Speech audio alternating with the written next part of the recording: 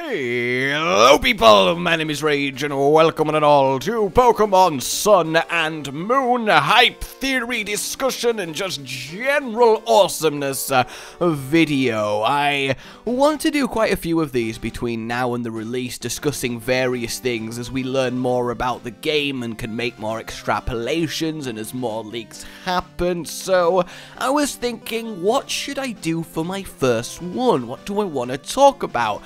And then we got a fake leak of a water starter, this bird looking thing, and I was going, of course, starters. Let's start with the starters. It's in the word.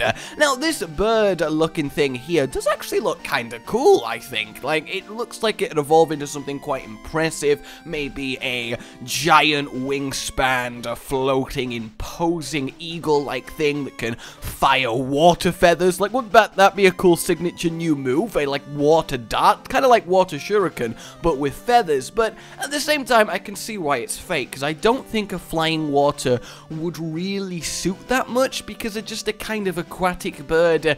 It's not crazy exciting, and it also doesn't follow the trends that have been established in the water Pokemon. So that very much is what I'm going to be doing here. I'm going to pretend Nintendo have asked me to design the Sun and Moon starters, and I'm going to do just that and try my best to predict and hope this would be cool, wouldn't it? What they're going to be, using some established theory and patterns based on the previous 6. So without further ado, buckle up, because this should be good. Let's start with grass, because grass starter was the easiest I came to. I've spent quite a few hours trawling through animals, Pokemons, and type combinations to come up with these, and grass definitely stuck out straight away. So, with all the grass starters, you can see quite the obvious theme. They are both based on reptiles, and you could argue dinosaurs. Now, obviously, that does break down a little when you get to Chespin, because it is quite clearly a mammal, and to be fair, even breaks down a little bit with Snivy, who's based on a snake. But bear with me here, because we have to use a few little logical leaps, because obviously Nintendo aren't there with just a flowchart of, alright, well, based on our established trends that we can't break, we have to make the next Pokemon starter based on this. So, we gotta take this with a pinch of salt. So, easy enough to see that Bulbasaur is based on a dinosaur. There are lots of four-legged squat dinosaurs. That is fine.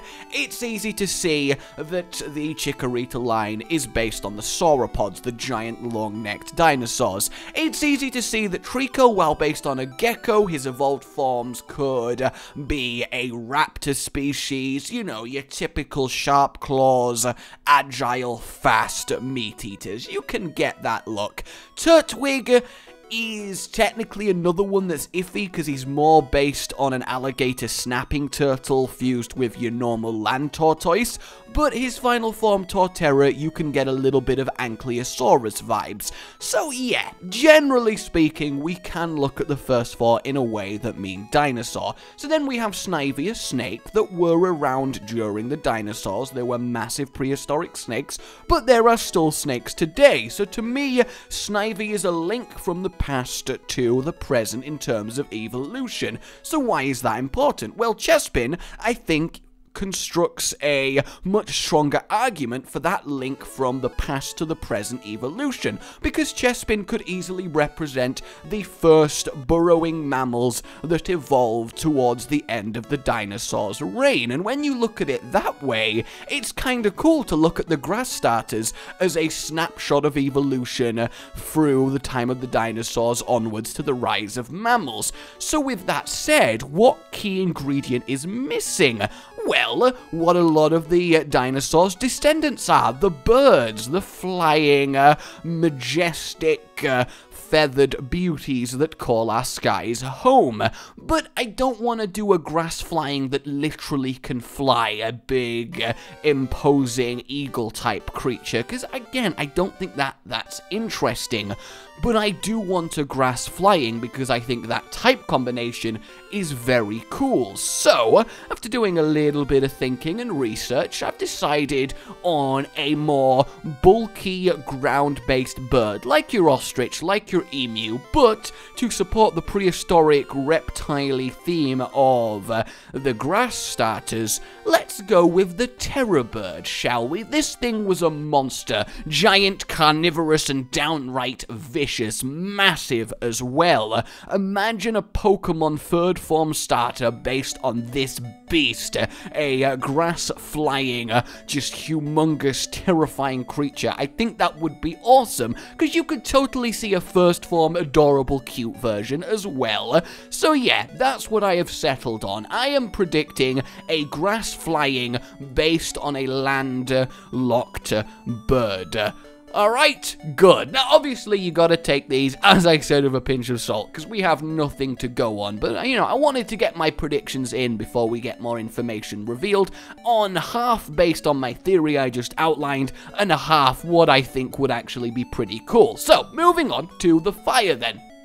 Fire is an interesting one, and initially, it would seem the easiest to predict because there's a very strong and popular theory that the fire starters are following the Chinese zodiacs. You've got Charmander for the dragon, Chimchar for the monkey, Torchic for the rooster, Tepig for the pig, but the thing is, I don't really like that theory too much if you try and stick to it 100%, because while foxes and dogs are similar, they're not that directly related, so it's hard to say that Fennekin represents the dog, and then it breaks down even more when Cyndaquil tries to represent the rat, because it's not even a mouse, which at least is kind of close to a rat, it's based on an echidna. So yeah, I think if we strictly follow this, it doesn't work that well, but I think if you loosely follow the zodiac, we can kind of get a cool prediction for the next fire Pokemon that works even if you don't like the zodiac theory,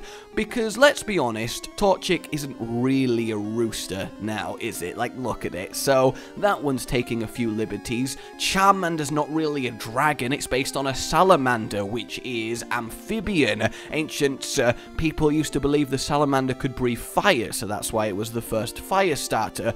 So what major category hasn't been a fire starter yet? We've had the amphibians, we've had the mammals, we've had the birds. That leaves insects, fish, and reptiles. Insects are never going to be a starter. It's hard to make an insect cute and marketable. So that leaves fish and birds. That leaves fish and birds. That leaves fish and reptiles. You're not going to have a fish because it's hard to get away without putting a water type on a fish, and we're not going to have a fire water because that would clash with the actual water starter. So we are left with the reptiles, which could loosely represent the snake zodiac if we're loosely trying to stick with the zodiac theory. So then what reptile? Well, I think we are going to have a all fours Pokemon, because let's be honest here, Charizard on 2 legs, bipedal. Typhlosion a lot of the time rears up on 2 legs. The final of the Tepig line is on 2 legs. Delphox on 2 legs. Blaziken on 2 legs. Infernape technically on 2 legs, though I guess it does lean forward on its hands, but you know what I mean. So I think we're going to get our first fire Pokemon that in its final form is kind of like Torterra in that it's always on 4 feet and it doesn't actually have any arms going for it. So the obvious answer to that is a lizard species. Lizards make sense as an animal that is always on 4 legs. It represents the reptiles, and a fire lizard would be bad freaking ass. So the question is what? What would make an interesting type combination? Well, I'm thinking fire and poison would be really cool. So what would that fit? Well, a Komodo dragon. A lizard that is both massive, intimidating, powerful looking. You could really do some cool stuff design-wise with it on fire, and then because it does have that poison gland going for it, you could easily work in a little bit of a poison theme. Because what a Komodo dragon does is it was actually proven to have venom glands, so what its bite inflicts upon a wound is it prevents it from clotting and therefore healing over, so it keeps bleeding and bleeding and bleeding, forcing its prey to get weaker and weaker, and while that is happening, it just kind of waits for it to be too exhausted to fight back, and then kills it. They're pretty damn badass. Also, check out this fantastic fake mod. I mean, is that not a sweet poison fire lizard? That would be really cool. So yeah, let's go with a fire poison lizard. I think that would be really cool, and that's what I'm gonna lay down as my loose prediction, because I personally would absolutely love that. So we end up with our water Pokemon, which admittedly have the easiest trend to pick up on, in that they are all based on animals that are comfortable being on land and in water. Granted, they might need to live in one or the other, but they are animals that can technically be on both without dying immediately. Obviously, a sea turtle comes on land to lay eggs, crocodiles can go on land, penguins go on land, sea otters can go on land, and frogs can go on land. Mudkip is kind of an exception, but the animal Mudkip, I'm not going to say it because I'll butcher the name, but it's an amphibian. It can technically go on land, it's just the least land-friendly of the bunch, but you know, the theme holds true enough for me to work with. So we need a Pokemon, an animal that is comfortable in water and comfortable on the land. Now, we don't necessarily need an animal that can swim all happily and nicely. You don't see frogs swimming through deep waters, they just kind of like being in water. So to that end, I was thinking things like hippos, things like bears. They like to be in water, they're not bad swimmers, polar bears and stuff, but the bears are being taken up with Ursaring and Beartic and the panda one that I forget the name of, Pancham's evolution. So I kind of veered away from bears. And then hippos, we have Hippowdon, which is just straight up a hippo, so maybe we don't want another water ground Pokemon, so what can we go with? And then it hit me. What I think would be really cool is an elephant-based water starter, because a lot of people paint elephants as a grass. They give them very leafy looks and sort of grassy ears and stuff, but no, I think you could really get away with a adorable first form baby elephant, and then a badass imposing third form, this giant elephant-like creature that still looks cool and kind of cute, because people like elephants, but can hydro pump out its trunk and generally stomp around, sort of a mixed attacker with a little bit of bulk behind it. I think that would be fun, but I didn't want to stop there, you know. We've got cool typing in grass, flying, and fire poison, so what would be a neat little addition to a water? I'm actually thinking Water Psychic, because yes, we had Delphox, but you know, that's the fire line. We can afford to immediately go into a Water Psychic. I mean, we had 3 fire fightings in a row, so let's be honest here, they're not afraid of using similar typings back to back. So imagine a Water Psychic elephant. Now you may be thinking, why a Psychic for an elephant? Well, there's actually quite a few cool things to back that up. The elephant has the largest brain in the animal kingdom. Granted, that doesn't make them the smartest, it's just because they're massive, so their brain is massive, but definitely elephants are intelligent. But what do you associate psychic with? Mental prowess, large brains, mind powers.